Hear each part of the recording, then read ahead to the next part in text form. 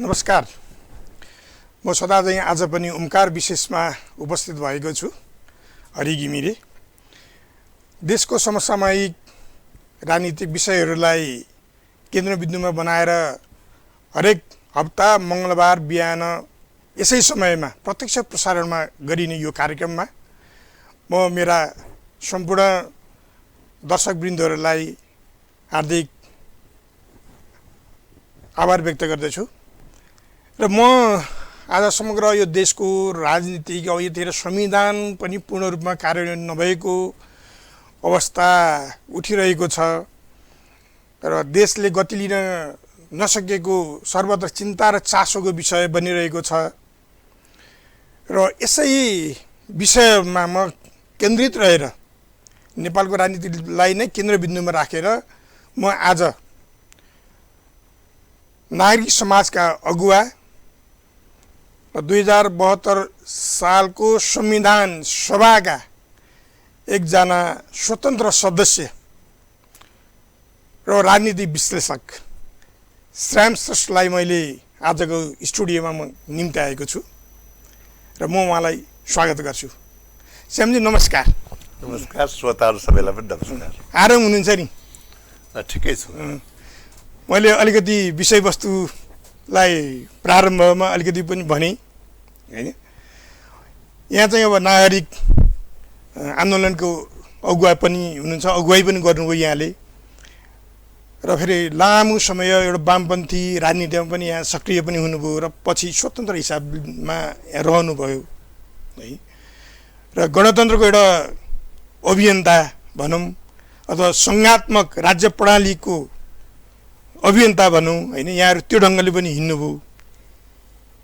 के छ अहिले मुलुक चाहिँ के साँच्चै नै संघीयता र गणतन्त्र इस्टाब्लिस गर्ने हिसाबमा छ या सङ्क्रमणकालीन अवस्थामा छ? के छ यहाँबाट प्रारम्भ गरौँ न। यो गणतन्त्र संघीयताबाट बनेका हाम्रा साधन हुन्, ती आफै साध्य होइनन्।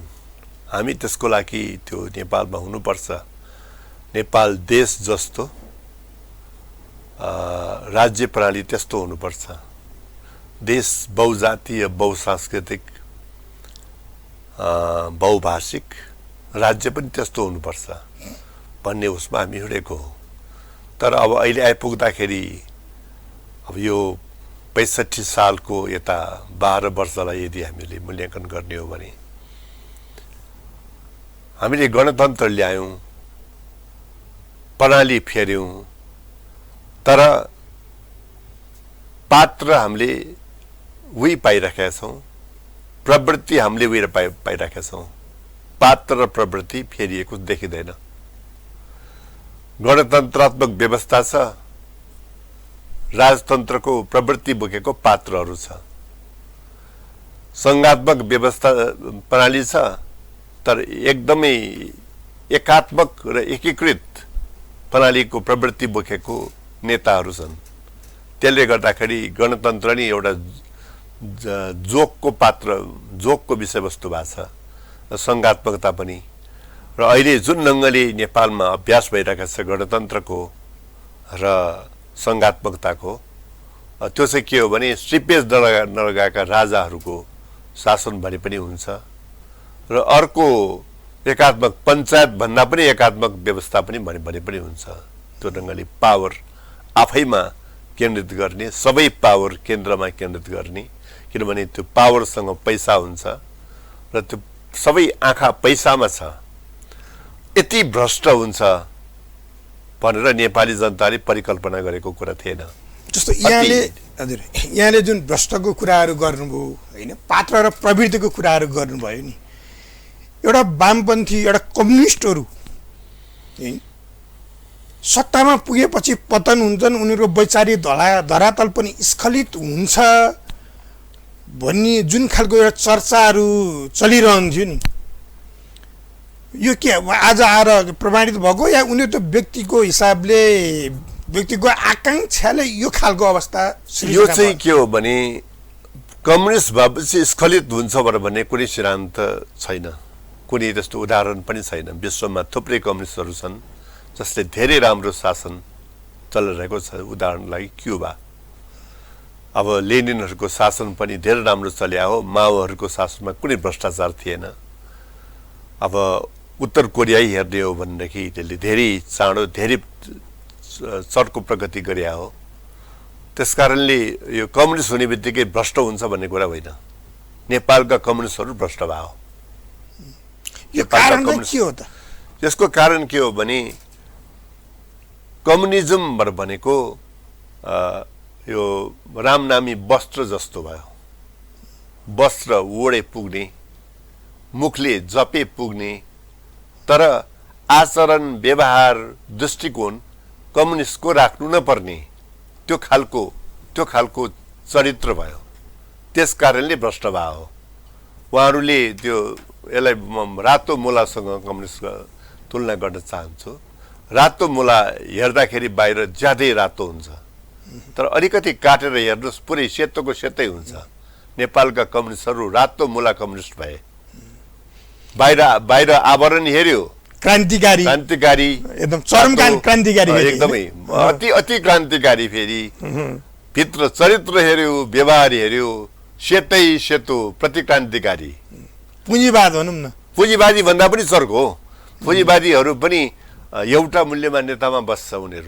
उनीहरूले शिक्षालाई, स्वास्थ्यलाई राज्यकै जिम्मामा लिएछ। पुँजीवादीहरूले पनि नेपालमा त त्योभन्दा चर्को भयो, किनभने शिक्षा र स्वास्थ्यलाई पनि नाफाखोर निजीको हातमा छोड्नुपर्छ भन्ने खालका कम्युनिस्टहरू भए नेपालमा। यो दुनियाँमा केही छैन यस्तो, होइन? तपाईँ भारतमै हेर्नुहोस्, शिक्षा त राज्यको जिम्मामा छ नि। अनि भनिन्छ नि शिक्षा र स्वास्थ्य राज्यको जिम्मा हो। त्यो जहाँ त्यही त्यस्तो हो। अमेरिकामा त्यस्तो छ, बेलायतमा त्यस्तो छ। जबकि अमेरिका र बेलायत पुँजीवादका जननी हुन्, त्यही त्यस्तो छ। त्यहाँ 12 कक्षासम्मको शिक्षा त राज्यले जिम्मा लिएछ। त्यहाँ त्यसको लागि कुनै निजी शिक्षामा जानु पर्दैन।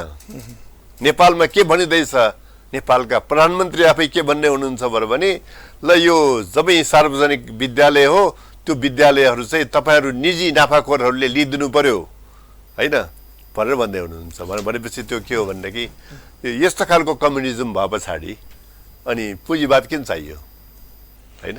पुँजीवाद त कम्युनिजमले, कम्युनिस्ट भनेका नेताहरूले बोकिदिनु भयो नि, होइन? त्यसकारणले नेपालमा यस्तो भएको भ्रष्टाचार मौलाएको के कारणले हो भनेदेखि नेपालका कम्युनिस्ट भनेका मान्छेहरू नन कम्युनिस्ट भन्दा पनि तपाईँको चाहिँ पतित भए। उनीहरू एकदमै पुँजीवादीहरू पनि भन्दा पनि बढ्ता पुँजीवादी भए। उनीहरूको ध्यान अरू केहीमा पनि रहेन, नाफामा रह्यो। भनेपछि अहिलेको यो राजनीतिक विग्रह चाहिँ यही हो त? त्यसो भने अहिले जनतामा जो असन्तोष फैलिरहेको छ, व्यापक रूपमा असन्तोष फैलिरहेको छ, त्यो असन्तोषको कारण यही हो। उनीहरूले भोट दिएको यस्तो खालकै व्यवस्थाको लागि होइन। उनीहरूले भोट दिएको त कम्युनिस्टको शासन आए पछाडि अलि राम्रो शासन हुन्छ, रूपान्तरण हुन्छ, गाउँमा गरिबहरू कहाँ, गरी खाने वर्ग कहाँ परिवर्तन पुग्छ भनेर भोट दिया हो। तर परिवर्तन कहाँ अहिले फन्को मारेर बसिरहेछ भने सम्भ्रान्त वर्ग कहाँ, सहरमा, सदरमुकाममा, त्यहाँ मात्र फन्को मारेर बसिरहेछ। त्यो त गरिब कहाँ पुगेन। त्यो अहिले हामीले कोरोना भाइरसमा हेरौँ, कोरोना भाइरसमा सबभन्दा धेरै बर्बाद कसको भयो? गरिबहरूको भयो, गरी खाने वर्गको भयो। उनीहरू 7 दिन लगाएर घर पुग्नु पर्यो, त्यो पनि हिँडेर भोकभोकै। त्यसको अभिभावकत्व कसले लिइदिनु पर्थ्यो? राज्यले लिदियो त? लिदिएन, होइन? लास्टमा धेरै जनताहरू कराए पछाडि ल उनीहरूलाई जानसम्म दिनु भन्ने खालको कुरा भयो। तर उनीहरूको अभिभावकत्व लिने काम राज्यले गरेन। त्यो राज्य जसले समाजवादलाई सिद्धान्तको रूपमा बोकेको छ, त्यो राज्य जो नेकपाको छ, योभन्दा ठुलो विडम्बना अरू के हुन्छ? त्यसकारणले मलाई लाग्छ कि अहिले नेपालमा अहिले जो भइरहेको छ त्यो यस्तो हुनु चाहिँ सबै देशहरूमा कम्युनिस्ट भए पछाडि यस्तो हुने होइन। जस्तो चीनमै कम्युनिस्ट पार्टी छ नि, तर त्यहाँ त यस्तो त छैन। मैले अलिकति जोड्न खोजेँ है, यो स्वास्थ्य र शिक्षा राज्यले लिनु परेमा यसलाई व्यवसायीकरण गरे अनि नेकपाको सरकारले पनि त्यतैतिर ध्यान दियो भने जुन खालको यहाँको जुन एउटा आशय छ नि कि सन् 1900 भनौँ यो 90को दशकमा भनौँ न, र यो 90को दशकमा आएको जुन आर्थिक उदारीकरण र खुला अर्थनीतिलाई नेपाली काङ्ग्रेसको तात्कालीन सरकार र विशेष गरी अझ अर्थमन्त्रीमा डाक्टर रामशरण महत हुँदाखेरि उहाँले जुन खालको निजीकरण उहाँले भित्र्याउनु भयो नि, यसको प्रभाव, यसको कारक तत्त्व त त्यही हो भन्ने लाग्छ मलाई होइन। हामीले समग्रमा हेर्दाखेरि निजीकरण गरियो र यो सबै दोषारोपण अहिले वर्तमान नेकपाको सरकारले लिनुपर्ने हो र के लाग्छ यहाँलाई? यो यस्तो हो, निजीकरण थालेको रामशरण महत भन्दा पनि अगाडि प्रकाश चन्द्र लोहनीको सरकारले हो होइन, त्यहाँदेखि थालेको हो। यो वित्तीय समायोजन कार्यक्रम अन्तर्गत थालिया हो र रामशरणले त्यसलाई एकदमै ज्यादा फैलाएको हो। रामशरणले फैलाए पछाडि त त्यहाँ त युवराज खतिवडाले त त्यसलाई त उल्ट्याउनु पो पर्छ त होइन। र शिक्षा अबदेखि, किनभने त्यो उहाँहरूले फल्टाउनु लागि अरू केही पनि गर्नु पर्दैन, उहाँहरूको घोषणापत्र हेरे हुन्छ। घोषणापत्रमा त त्यही लेखेको छ त, हामी शिक्षा र स्वास्थ्यलाई राज्यको मातहतमा ल्याउँछौँ, राज्य त्यसलाई सेवामूलक बनाउँछौँ होइन। चुनावको निर्वाचन घोषणापत्रमा त त्यही लेखेको छ त होइन। शिक्षा त एकदमै त्यो आधारभूत तहको शिक्षा र मावि तहको शिक्षालाई त हामी त एकदमै राज्यमा त ल्याउँछौँ, संविधानमा जे लेखेको छ त्यही बमोजिम गर्छौँ भनेर भन्या होइन र। फेरि त्यो गर्नको लागि अर्थको जानु पर्दैन, संविधानै पल्टाए पुग्छ नि। संविधानमा त रामशरण महतको बाटो लिया त छैन त संविधानले त अर्कै समाजवादी बाटो लिएछ। त्यो भनेको 12 कक्षासम्मको शिक्षालाई राज्यले जिम्मा लिने, त्योभन्दा माथिको शिक्षा पनि सेवामूलक बनाउने, सस्तो बनाउने, गरिबहरूको पहुँच अन्तर्गत बनाउने भनेर संविधानमा लेख्या होइन। र संविधानमा लेखेको त फेरि साझा सहमतिको विषयवस्तु हो। यो फेरि यो खालि माओवादीको सबैको साझा सबैको होइन, त्यही कुरा आफ्नै संविधानमा लेखेको कुरा, आफ्नै घोषणापत्रमा लेखेको कुरा गर्नको लागि हामीहरूले रामशरण महत उल्टाइरहनु पर्ने कुरा पनि थिएन, किनभने रामशरण महत पनि त्यही पार्टीमा हुनुहुन्छ होइन। त भन्दाखेरि आफ्नै घोषणापत्र टेकेर, आफ्नै संविधान टेकेर यो जम्मै कुराहरू गर्नको लागि गर्छ भनेर त जनताले भोट दिया हो। नेकपालाई विश्वास गरेको त्यही कारण दोष आरोपण आफ्नो टाउकोमा लिने भन्नु भने कुरै छैन यहाँ। यो सबैले यो गल्ती भयो भन्ठानेर, एक ढङ्गले गल्ती भयो भन्ठानेर त्यसलाई कोर्स रिकरेक्सन गरे होइन र। रामशरण महतकै पार्टीले पनि त्यो पहिलेको बाटो लियो र संविधानमा लिएन नि। शिक्षा र स्वास्थ्य, रोजगारी पनि, बास र गाँस पनि, यो 5वटा कुरा राज्यले जिम्मा लिया होइन, संविधानमा लेखेको छ त। संविधानमा लेखेको कुरा लागू गर्ने के को गाह्रो? संविधानमा लेखेको कुरा ठिक शासनमा आउँदाखेरि किन उल्टो गर्ने? उल्टो किन गर्ने? मैले यहाँनिर जोड्न खोजेँ है। फेरि अब यहाँले यसरी भन्नुभयो होइन, त्यसो भने अब हामीले अथवा आम सर्वसाधारण जनताले यसरी बुझ्नु पर्यो कि संविधान पूर्ण रूपमा कार्यान्वयन गर्न सकिएन र संविधान फेल हुन लागेको हो भनेर बुझ्दा सही हुन्छ? संविधान फेल हुन लागेको भनेर बुझ्दा चाहिँ गलत हुन्छ, तर संविधान गलत रूपमा कार्यान्वयन गरेको भन्ने चाहिँ सही हुन्छ। संविधानलाई पूर्ण रूपमा कार्यान्वयन गरेन होइन कि उल्टो रूपमा कार्यान्वयन गरियो। संविधान त कार्यान्वयनमै छ नि अहिले।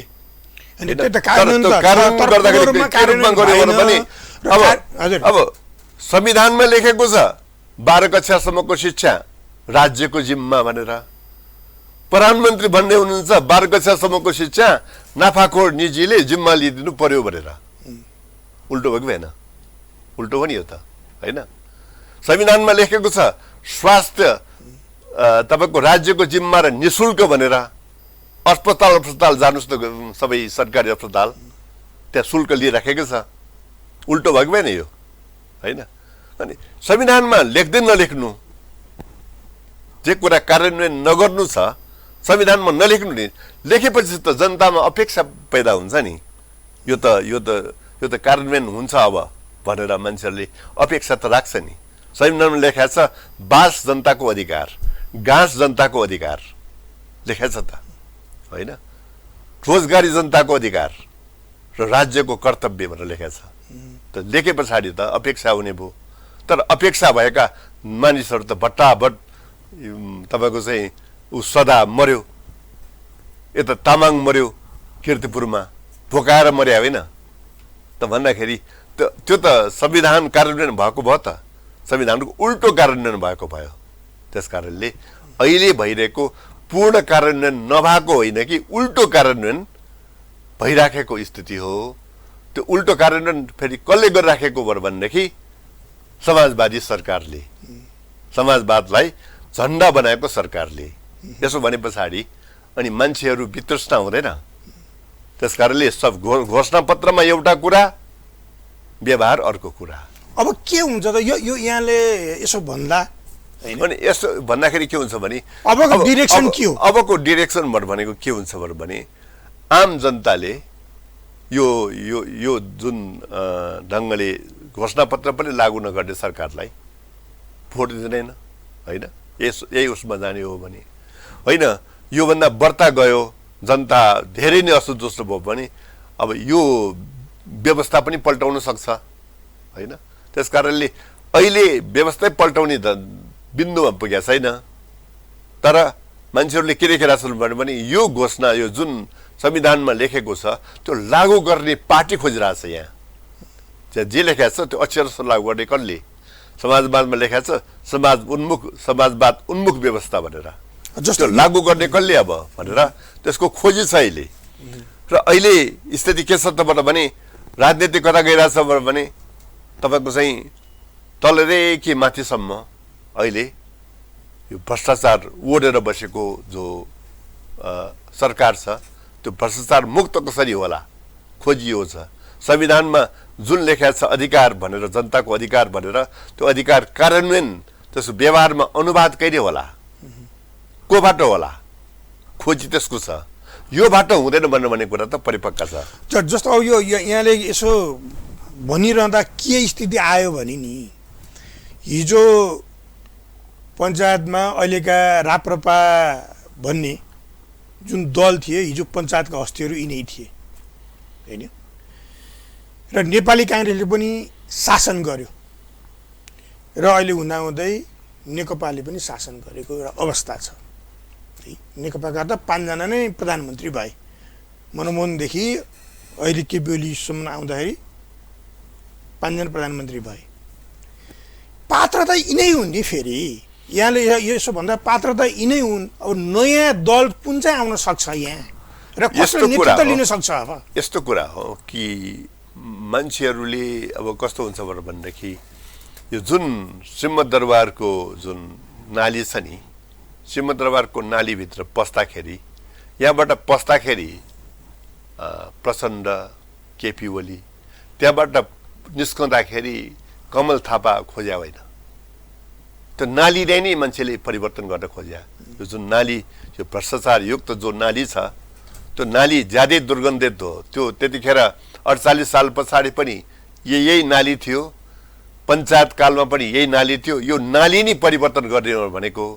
अब सबैजना त्यो नालीमा भन्दा बाहिर रहँदाखेरि म सिंहदरबार बदल्छु भनेर जाने, त्यो नालीमा पसे पछाडि सिंहदरबार जिउका त्यो रहने, आफै बदलिएर निस्कने भयो। त्यसकारणले अहिले नेताहरूलाई जनताहरूले शिक्षा दिन चाहेको कुरा के भने तिमीहरू बदल, होइन? यही अहिलेको भ्रष्ट अनुहार, यही अहिलेको भ्रष्टाचारको प्रवृत्ति, यही अहिले घोषणापत्रमा एउटा कुरा लेख्ने, व्यवहार अर्को कुरा गर्ने, संविधानमा एउटा कुरा लेख्ने, व्यवहार त्यसको ठिक उल्टो गर्ने, यो कुरा हामीलाई चाहिएन, होइन? अब केही समयसम्म यो कुरा यही संविधानबाटै हुन्छ कि भनेर मान्छेले पर्खने कुरा हुन्छ। यो संविधानबाट जोसुकै आए तापनि त्यस्तो भएपछि मान्छेले संविधानै पनि बदल्न खोज्छ। मान्छेको प्रवृत्ति भनेको त्यो हुन्छ। त्यसकारणले अहिलेको लागि चान्स छ अर्को कुनै पार्टी आऊ जसले यो संविधान मुताबिक देश चलाउन सक्छ।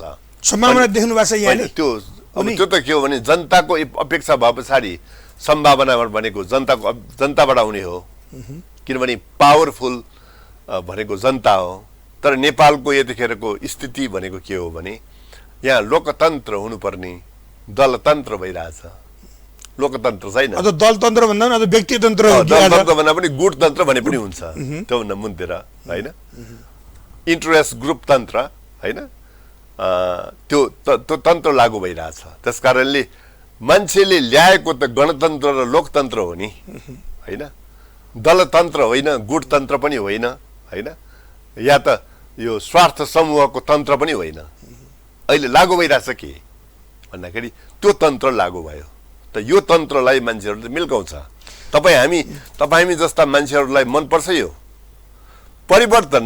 तपाईँको परिवर्तन जम्मै अहिले परिवर्तन गाउँमा पुगेछ छैन त, तर भन्छ नि गरिखाने त्यो त भनेको मात्रै। तपाईँ अहिलेको बजेट हेर्नुहोस् त, सिंहदरबार गाउँमा पुग्यो भनेछ। सिंहदरबार गाउँमा पुर्याउने सरकारले बजेट कस्तो ल्यायो भने 70% बजेट सेन्टरमा, 15% बजेट प्रदेशमा, 15% बजेट स्थानीय तहमा। जबकि संविधान अनुसार कि संघीय सरकारलाई 4वटा मात्र अधिकार छ। एउटा परराष्ट्र नीति, एउटा रक्षा नीति होइन, अर्को तपाईको चाहिँ वित्त नीति, यति मात्र तोक्ने अधिकार छ र केन्द्रीय विश्वविद्यालय तोक्ने अधिकार छ। मूल रूपमा यति 4वटा हो। अधिकांश अधिकार कहाँ गएको छ भने अधिकांश अधिकार प्रदेश र स्थानीय तहमा गएको छ। जहाँ अधिकार छ अहिले पैसा छैन, जहाँ पैसा छ त्यहाँ अधिकार छैन होइन। यो विडम्बना हो नि नेपालको त यतिखेर। भनेपछि केन्द्रले जुन हामी त्यो केन्द्रको शासन प्रणाली अन्तर्गत जुन आइरहेका थियौँ नि हिजोदेखि, त्यो डिसेन्ट्रलाइज पावर चाहिँ डिसेन्ट्रलाइज गर्न नचाहेको होइन। पावर डिसेन्ट्रलाइज संविधानमा छ, अनि संविधानमा भयो तर व्यवहार त गर्न चाहेको होइन। पावर मात्र होइन, पावरसँग त स्रोत गाँसिया हुन्छ नि, स्रोत साधन जति सेन्टरमा थुपारे पछाडि तल काम हुन्छ। अब यो तपाईँलाई भन्नु त्यो 3टा बजेट युवराज खतिवडाजीले नि ल्याउनु भएको 3टा बजेट हेरौँ त, पैसा कहाँ छ? पैसा त्यहाँ छ, जानेर पावर छैन, जानेर पावर छ त्यहाँनिर पैसा पनि छैन, कर्मचारी पनि छैन होइन। त अहिलेको विडम्बना भनेको यो हो। त्यसले गर्दाखेरि संघीयता त अहिले यतिखेर त एकदमै एउटा जिस्काइरहेको जस्तो भइरहेको छ। संघीयता खेलौना जस्तो भइरहेको छ। एउटा आयोगै छ संघीयताको लागि स्रोत विनियोजन गर्ने होइन, राजस्व तथा प्राकृतिक स्रोत बाँडफाँड आयोग भन्ने। त्यो आयोगमा के गरियो त भने त्यो आयोग आउनुभन्दा अगाडि नै संविधानमा के लेखा छ, राजस्व कसलाई के कति जाने, राजस्वको ढाँचै किट्ने अधिकार त्यसरी निर्धारण गरिएको आयोगलाई दिएछ आयोगलाई होइन। तर व्यवहारमा के गरियो सरकारले भने त्यो आयोग बन्नुभन्दा पहिले नै एउटा ऐन ल्याइदियो होइन, कि चाहिँ राजस्व कसको भागमा कति भने ऐन ल्याइदियो र अनि बल्ल त्यो आयोग बन्यो। त्यो आयोग बनेर पनि त्यो आयोगलाई पूर्णता दिएन, एकजना मान्छे दियो, बाँकी मान्छे दिएन, निकम्मा छ आयोग। अनि त्यो निकम्मा, अनि त्यसलाई त्यो जुन आफ्नो संविधानले दिएको अधिकार छ त्यो अधिकार प्रयोग गर्ने एउटा स्थिति बनाइदिएछ। स्थिति त सरकारले बनाइदिनु पर्छ नि होइन। त भने पछाडि त्यो आयोग निकम्मा भएर बसिरहेछ। भारत तपाईँको अर्धसङ्घीयता भएको देश हो। भारतमै वित्तीय कमिसन छ नि, फिस्कल कमिसन छ नि, सारा स्रोत त त्यसैले बाँड्छ। नेपाल त्योभन्दा पनि उन्नत दर्जाको संघीयता भएको देश हो, त्यसलाई दिनु पर्दैन? त्यो वित्तीय स्रोतहरू बाँड्ने, प्राकृतिक स्रोत बाँड्ने अधिकार त्यसले दिनु पर्दैन? अधिकार संविधानले दिएछ तर मान्छे नदिएर बसिरहेछ। अनि अब यसो गरे पछाडि अनि संघीयता त जोक भयो, संघीयता नेपालमा जोक भयो। किनभने त्यो आयोगले अब बाँड्न सकिरहेको छैन। पहिले कानुन ल्याइदिएछ, कानुनले बाँधियो आयोगलाई, कानुनले बाँधियो आयोगलाई। आयोगमा संविधानको अधिकार भएपछि मान्छे दियो भने त्यो कानुन नाग्न सक्छ, किनभने कानुन भन्दा माथि संविधान हो होइन, नाग्नु सक्थ्यो त्यसले। तर त्यसलाई पनि अपाङ्ग बनाइदिएछ मान्छे नदिएर।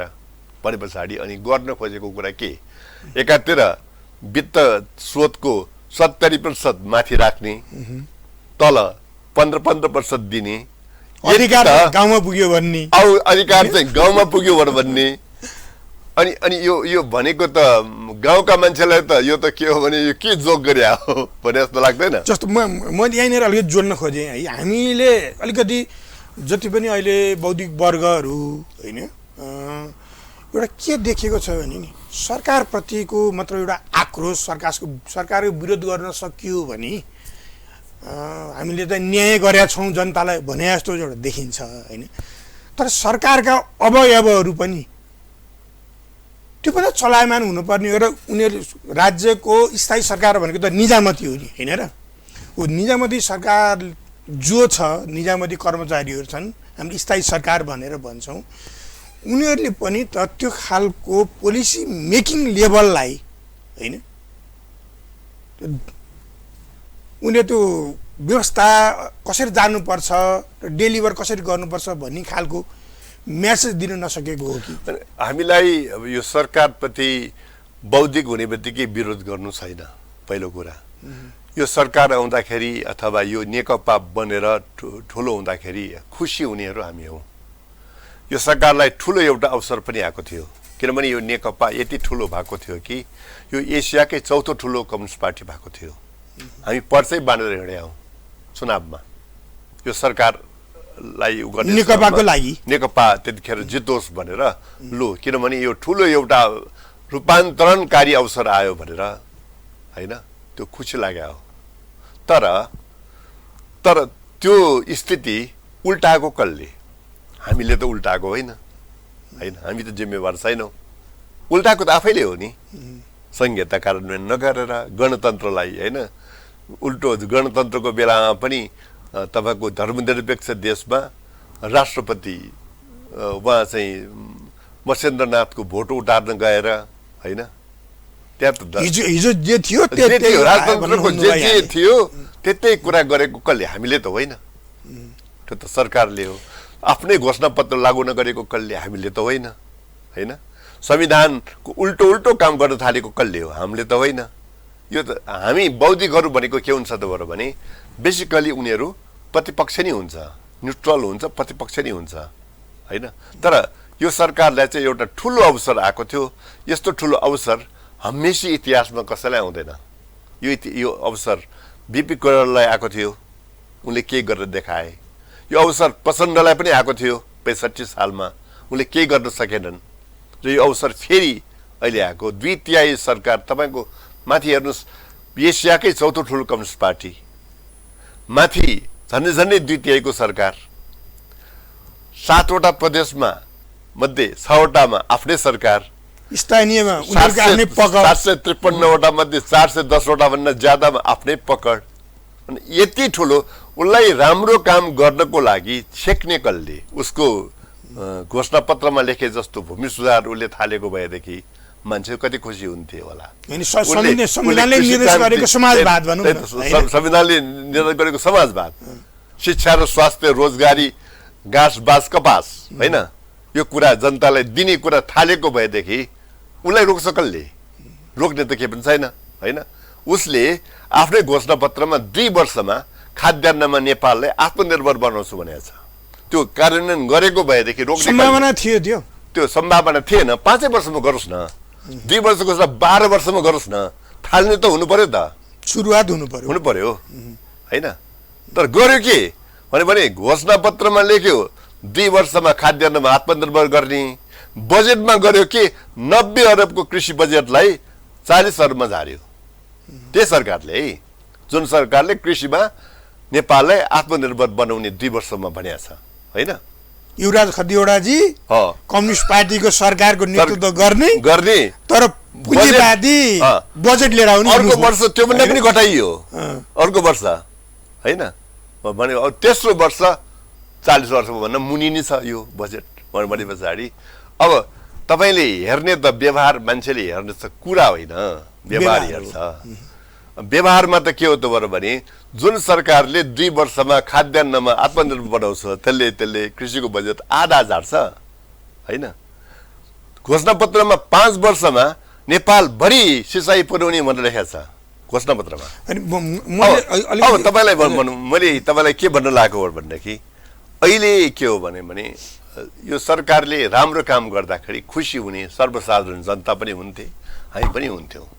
तपाईँले अघि नै मलाई सुरुमा भन्नुभयो वामपन्थीप्रति झुकाव भएको हो, म वामपन्थी झुकाव भएको मान्छे हुँ।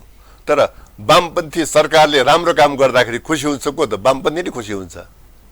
अहिले हामीहरू दुखी भएको के, आक्रोशित भएको किन हो भनेदेखि घोषणापत्र एउटा व्यवहार, अर्को बाटै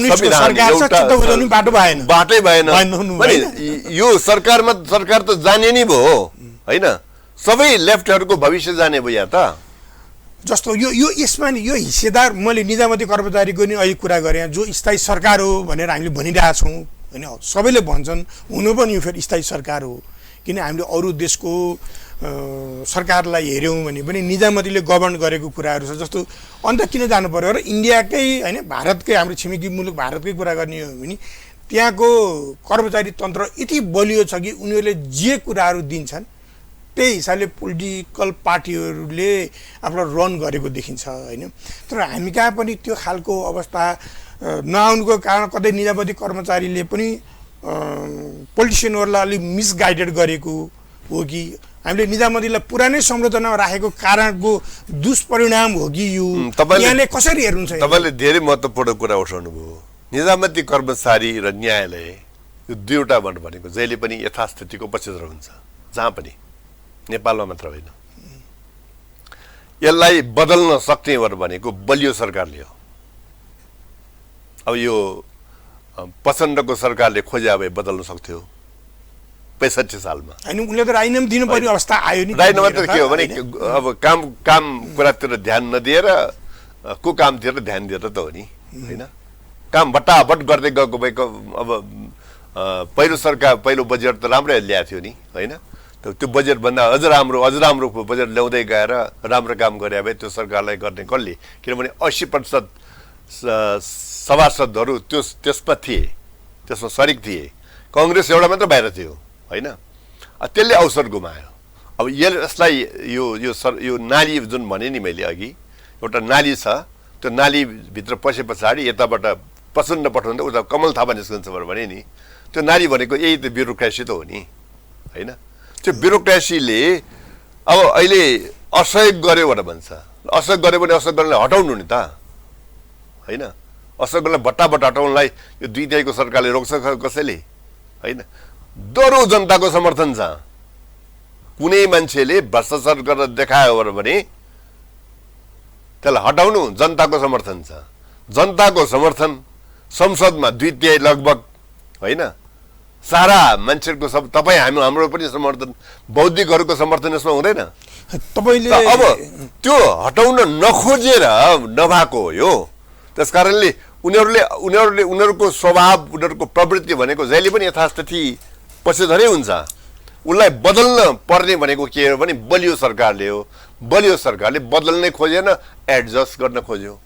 यो एडजस्टमेन्टको जुन प्रवृत्ति छ, यथास्थितिमा घुलमिल हुने होइन जो प्रवृत्ति छ, नेपाल इतिहासलाई पनि कोट्याउँछु है प्लिज।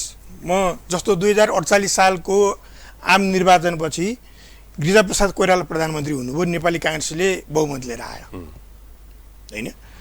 उहाँले कर्मचारी जुन पञ्चायत कालमा भर्ना भएका होइन, पञ्चायतका पृष्ठपोषक कर्मचारी भयो भनेर उहाँले केही कर्मचारीहरूलाई परिवर्तन गर्ने, अवकाश दिने, कारबाही गर्ने त्यो खालको एउटा दुस्साहस उहाँले गर्दाखेरि त्यो सरकार पनि त ढल्यो नि आखिरीमा। त्यो सरकार ढलेको त्यो दुस्साहस गरेर होइन होइन।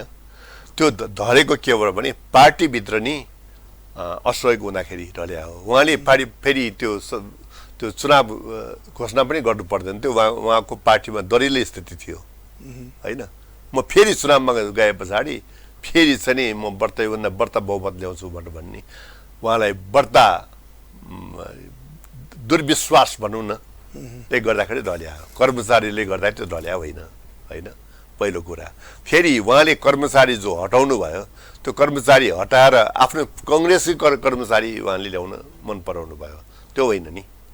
सरकारले भनेको खराब जति हटाउने राम्रो जति जुनसुकै पार्टीको होस् राख्ने त्यसमा जानुपर्ने हुन्छ। राम्रो जति हाम्रोमा सक्षम जति हाम्रोमा गर्यो त्यो ब्युरोक्रेसी बलियो भएर जान्छ होइन। मेरो मान्छे जति राम्रो मान्छे मेरो जति भ्रष्टाचार गरे तापनि राम्रो मान्छे भन्न थाल्यो भने त्यो जान्छ। उहाँले गर्न थाल्नु भएको कुरा के थियो भने यो प्रशासन यन्त्रलाई नवीनीकरणको ज्यादा जरुरत थियो। प्रशासनिक यन्त्रमा लोकतान्त्रिक सुधारको ज्यादा थियो। सेनामा पनि प्रहरीमा पनि न्यायालयमा पनि त्यो कुरा जरुरी थियो। उहाँले त्यो थाल्नु भएन। उहाँ त्यसमा एडजस्ट गर्नतिर लाग्नुभयो र आफ्नो मान्छे केही घुसाउनतिर लाग्नुभयो। पाएको कुरा त्यो हो होइन। त अहिले पनि के हो भने प्रशासन यन्त्रमा अहिले आवश्यकता के हो भने लोकतान्त्रिक सुधारको छ। हामीले लोकतन्त्र ल्याइसके पछाडि कस्तो हुन्छ त भने न्यायालय पनि त्यही बमोजिम हुनुपर्ने हुन्छ, प्रशासन यन्त्र पनि त्यही बमोजिम हुनुपर्ने हुन्छ, प्रहरी यन्त्र पनि हुनुपर्ने हुन्छ। यो जम्मै त के हुन्छ भने लोकतन्त्रको साधनहरू त हो यिनीहरू होइन। यसले त्यही बमोजिम बदल्नु पर्ने हुन्छ। त्यहाँ राम्रा मान्छे, सक्षम मान्छे, स्वच्छ मान्छे ल्याउनु पर्ने हुन्छ। यहाँ हाम्रो नेपालमा अहिलेको अब तपाईँको चाहिँ रोग के हो बा 48 सालको रोग पनि के हो त भने स्वच्छ मान्छे होइन, आफ्नो मान्छे। राम्रो भन्दा पनि आफ्नो मान्छे हाम्रो मान्छे होइन, राम्रो मान्छे होइन कि हाम्रो मान्छे राख्ने चलिरहेछ। त यो राम्रो मान्छे चल्यो भने आम जनताको समर्थन हुन्छ। अहिले पनि के हो भने यो प्रशासन यन्त्र बदल्नुपर्छ। यसले असहयोग गरिराखेको छ भन्ने कुरा सही कुरा हो। तर अहिलेको सरकारले यदि राम्रो कुरो गर्न खोज्यो भने प्रशासन यन्त्रले उसलाई चाहिँ रोक्न सक्छ? रोक्न सम्भव छैन। यो रोक्न सम्भव छैन किनकि सरकारसँग 2/3 बहुमत छ र यो सरकारलाई यतिखेर सिङ्गौरी खेल्न आयो भनेदेखि त्यो चाहिँ सक्नेवाला छैन। त्यसकारणले यही बेलामा हो नि त प्रशासन यन्त्रमा सुधार गर्ने बेला यही हो, प्रहरी यन्त्रमा सुधार गर्ने बेला यही हो। तपाईँलाई म भनौँ यो विस्तृत शान्ति सम्झौता जो छ, विस्तृत शान्ति सम्झौतामा यो लेखिएकै थियो। सुरक्षा यन्त्रमा सुधार गर्ने कुरा पनि लेखेको थियो, प्रशासन यन्त्रमा सुधार गर्ने कुरा लेखेको थियो। प्रशासन यन्त्रमा सुधार गर्नको लागि एउटा कमिटी बन्यो पनि, त्यसले रिपोर्ट दियो पनि। त्यो रिपोर्ट कहाँ फालियो? रिपोर्ट त रड्डीको टोकरीमा फालियो होइन। त्यसले त यो मन्त्रालयको साइज सानो पार्ने कुरा गरेको थियो होइन। मन्त्रीहरूको सङ्ख्या नै सानो पार्ने कुरा पनि गरेको थियो। प्रशासन यन्त्रमा सुधार गर्ने कुरा गरेको थियो। त्यो त कताको त्यसकारण रिपोर्टहरू बन्छन् हैन, तर त्यो रिपोर्टहरू सबै थन्किन्छन् भनेपछि त्यसकारणले अहिले मलाई लाग्छ कि यो सरकारले प्रयत्न गरेको भएदेखि त्यो कुरा लागू गर्ने एक्ज्याक्ट स्थिति अहिले हो। योभन्दा अगाडि पनि हो। यो प्रचण्ड आएको बेलामा झन् हो, किनभने त्यतिखेर सबै कुरो डराएका थिए। माओवादी भनेपछि क्रान्ति गरेर आएको 14,000 मान्छे मारेर आएको पार्टी सबै भयभीत थिए। त्यही त भने 17,000 14,000 होस्, त्यति हजार मान्छेको ज्यान गएको होइन। अब क्रान्ति भनेर आएको भनेर सबै भयभीत पनि थिए, परिवर्तनको लागि तयार पनि थिए। त त्यति बेला पनि यो मौका गुमाइयो, अहिले पनि त्यो मौका गुमाइदिएछ होइन। त्यसकारणले अनि मौका गुमाएर त्यसैमा एडजस्ट कस्तो हुन्छ भने त्यसमा एडजस्ट हुने कुराको लागि पहिलो 1 वर्ष हुन्छ। पहिलो 1 वर्षमा तपाईँले त्यसमा घारघुर परिवर्तन गर्न थाल्नुभयो भनेदेखि अनि त्यहीँबाट सुरुवात हुन्छ राम्रो कुराको होइन। पहिलो 1 वर्षमा तपाईँले एडजस्ट गर्नुभयो भने कर्मचारी डराउन छोड्छ। भएको अहिले त्यही हो। जस्तो अब मैले फेरि अलिकति उठान गरेँ हजुर होइन। नेपालमा धेरै पटक रिभोल्युसनहरू भए। 17 साल भयो होइन, अनि 36 साल भयो, 46 साल भयो,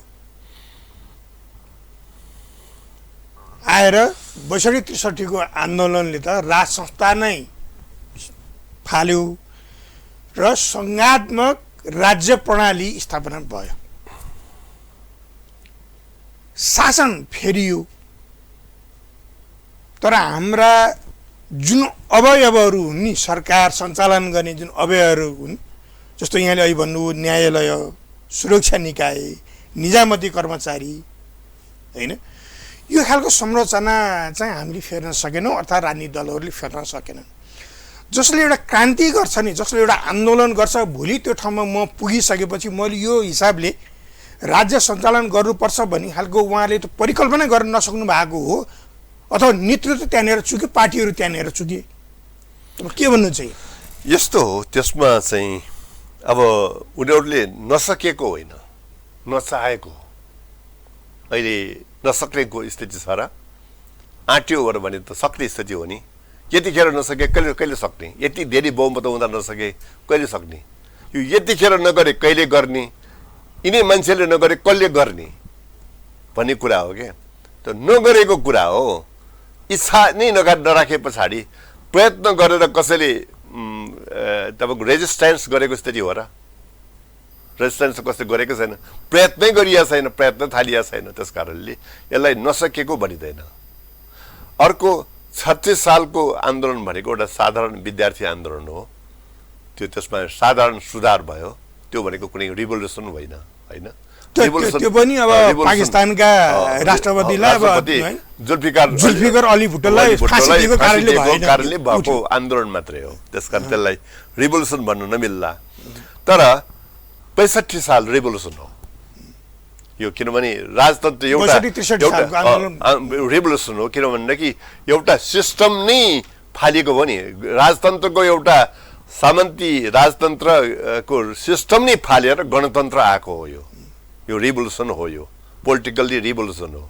तर यो पोलिटिकल रिभोल्युसनमा पनि मिस कहाँ भयो भने आर्थिक क्रान्ति र सांस्कृतिक क्रान्ति नहुँदाखेरि त्यो रिभोल्युसनै खेर जान लाग्यो, होइन। जहाँ पनि कस्तो हुन्छ भने राजनीतिक क्रान्तिसँग दुईवटा क्रान्ति अर्को पनि हुनुपर्ने हुन्छ, जोडिएर आउँछ, सँगसँगै जोडेर आउनुपर्छ। त्यो भनेको आर्थिक क्रान्ति र सांस्कृतिक क्रान्ति।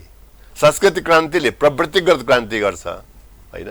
नयाँ जनतामा नयाँ सोच्ने ढङ्ग, नयाँ बाँच्ने ढङ्ग ल्याउँछ त्यसले। र आर्थिक क्रान्तिले के हुन्छ भने परिवर्तनलाई गाउँसम्म पुर्याउँछ र लक्षित वर्गसम्म पुर्याउँछ त्यसले, गरिखाने वर्गसम्म पुर्याउँछ त्यसले।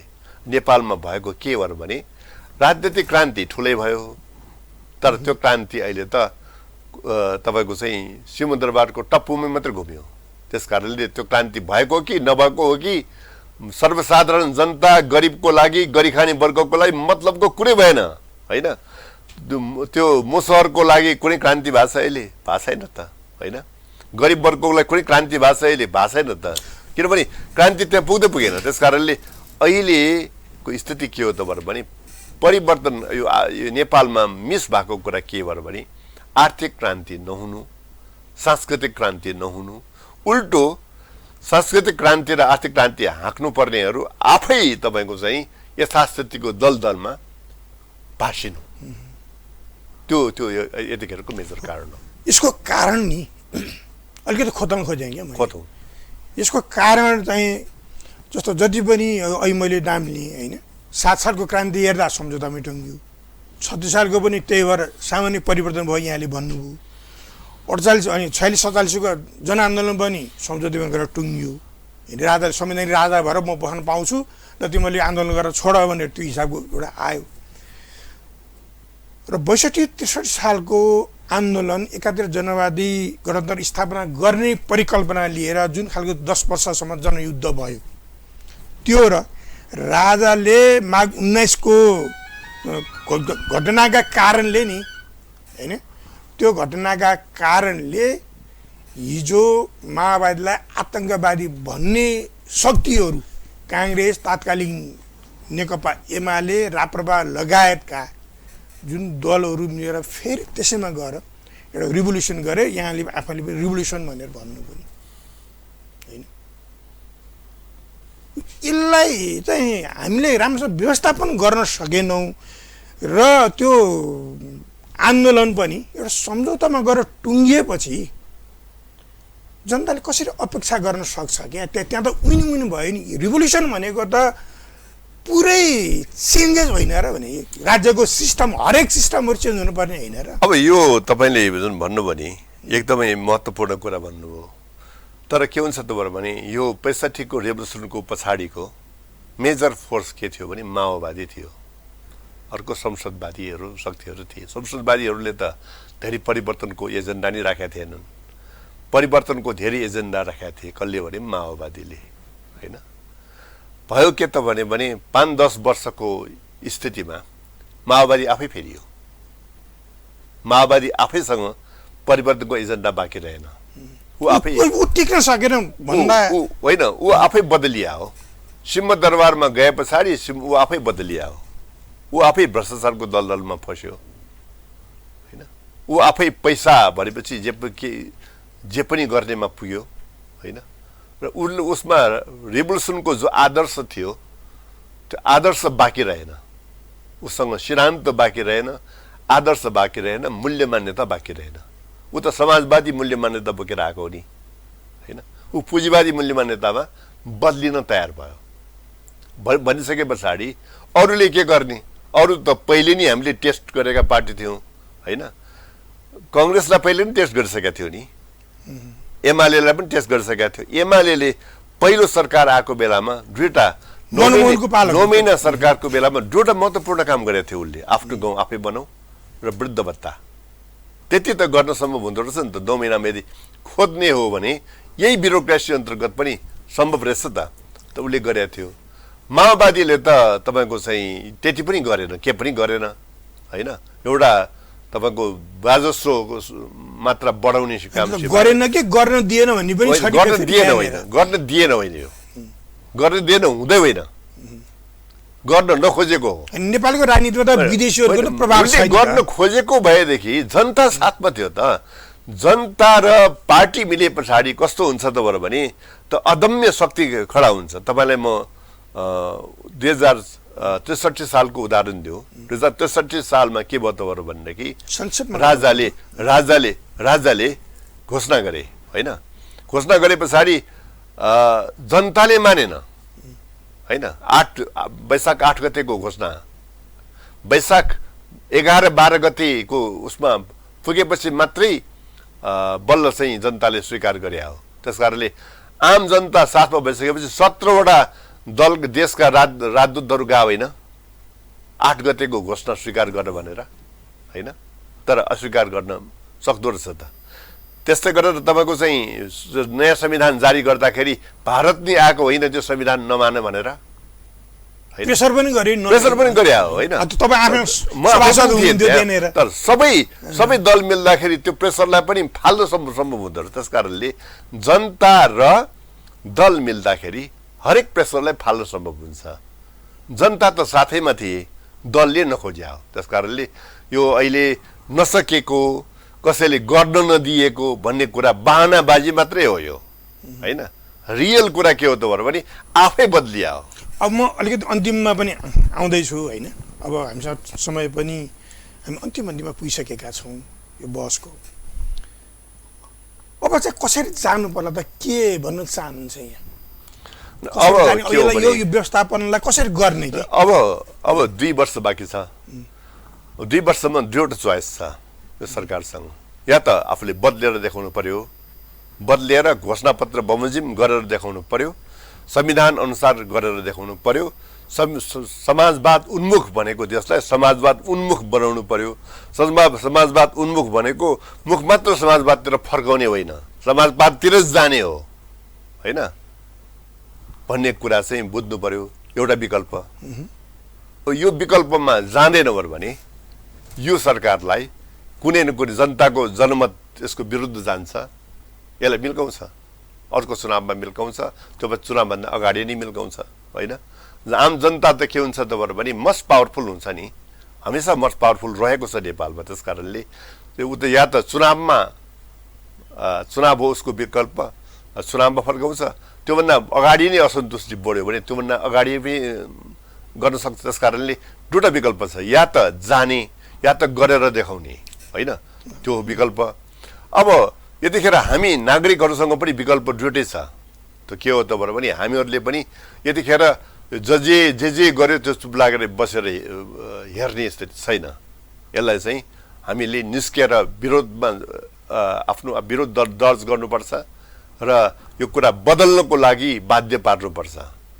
हामी होइन भन्ने कि अर्को शक्ति आउँछ। के लाग्छ एकदम समझ, अब हामीसँग एकदम टाइम छोटो छ, संक्षेपमा भनिदिनु होला यहाँले के अब नयाँ कोषमा नेपालको राजनीति जान्छ? जानेतिर गइरहेछ। अहिले सरकारले नेतृत्व कसले गर्छ त्यो त भन्न सकिँदैन। त्यो त नेतृत्वबाट भन्ने कुरा त आन्दोलनको क्रममा पैदा हुने कुरा हो। नेतृत्व कहिले पनि पहिले नै थापित भएर आउँदैन होइन। आन्दोलनको क्रममा जसले त्यो क्राइसिसमा ठिक भोइस दिन सक्छ त्यो नेतृत्व भएर आउँछ। त्यस कारणले अहिलेको स्थितिमा चाहिँ के हो भने सरकारले विकल्पतिर गएर यो अहिलेको ठिक विकल्पतिर, संविधानलाई कार्यान्वयन गर्ने विकल्पतिर वा आफ्नो घोषणा पत्रलाई कार्यान्वयन गर्ने विकल्पतिर गएन भने सरकारले म बलियो छु भनेर बस्न पाउने स्थिति छैन। उसको दिन धेरै टाढा हुँदैन। हस्, मैले यहाँलाई यहीँ रोकेँ आजलाई। धन्यवाद है। आदरणीय दर्शकबिन, आजको यो नेपालको समसामयिक राजनीतिका बारेमा हामीले वाम विश्लेषक, पूर्व सभासद र नागरिक अभियानका अभियन्ता श्याम श्रेष्ठजीसँग हामीले जिज्ञासाहरू राख्यौँ र धेरै कुरा प्रश्न पार्ने प्रयास पनि उहाँले गर्नुभयो र यसका लागि म श्यामजीलाई धन्यवाद दिँदै म आजको यस कार्यक्रमबाट बिदा लिने अनुमति चाहन्छु।